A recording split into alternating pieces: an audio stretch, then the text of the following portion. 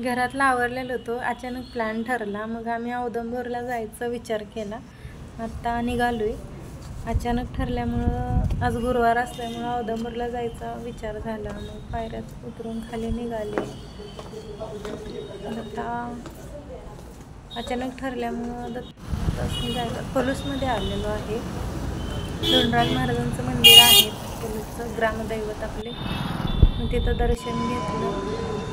असं मंदिर आहे, बाहेरून दाखवते तुम्हाला. जुन्या स्टँडवरती आहे, बाहेर असं आहे. छान आहे मंदिर.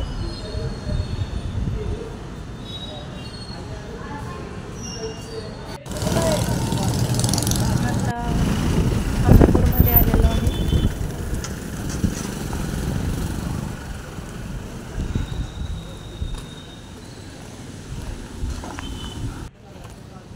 अमनापूरमध्ये आहे.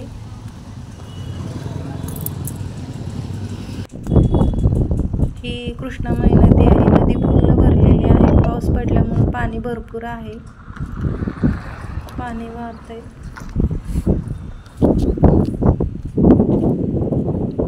छान आहे नदी.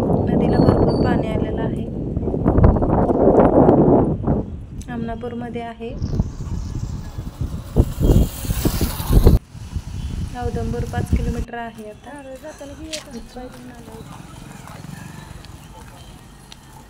आलेलो आहे आम्ही औदुंबरमध्ये.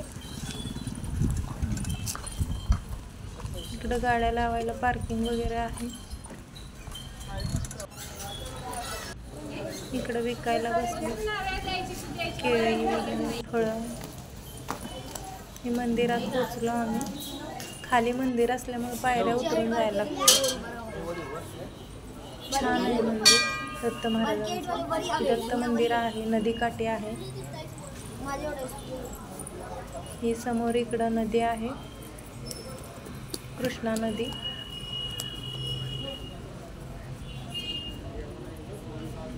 हे नाव आहे नदीत. नदी पॅक केलेली आहे.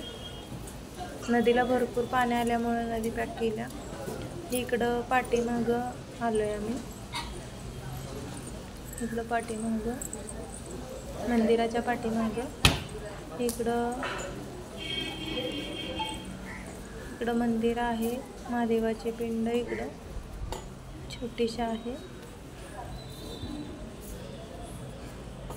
इकडं मूर्त्या आहेत छोट्या छोट्या, गणपतीची, मारुतीची.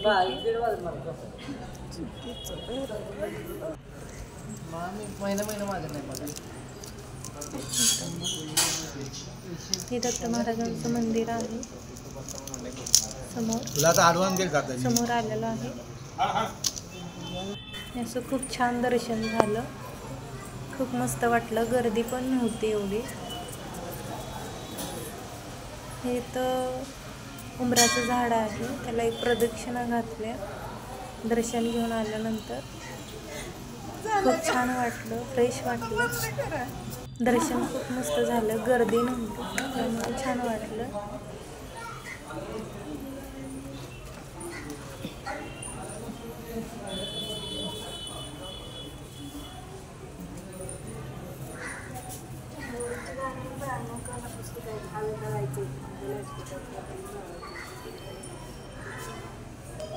छान वाटलं.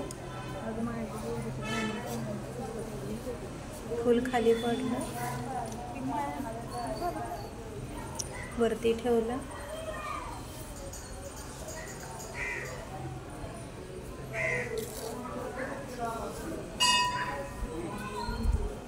इथं महादेवाची पिंड आहे. महादेवांचं पण दर्शन घेतलं.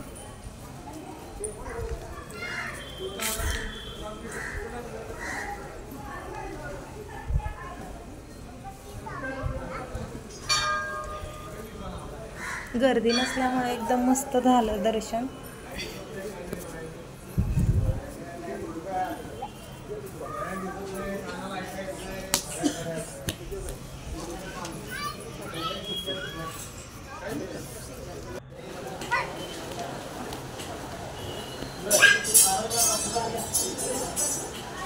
प्रसाद पण होता तिथं.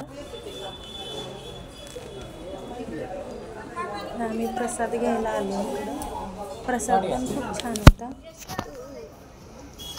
दुपारी 3:30 वाजले त्यामुळे प्रसाद पण घेतला. प्रसादामध्ये शिरा, भात, आमटी होती, भाजी होती बटाट्याची. खूप छान प्रसाद होता. जेवलो तिथं, प्रसाद घेतला. बस बस.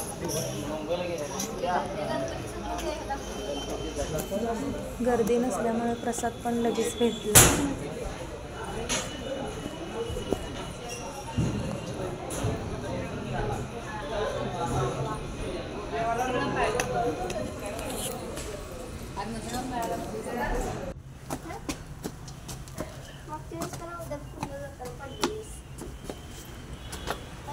आता आम्ही घरी आलेलो आहे.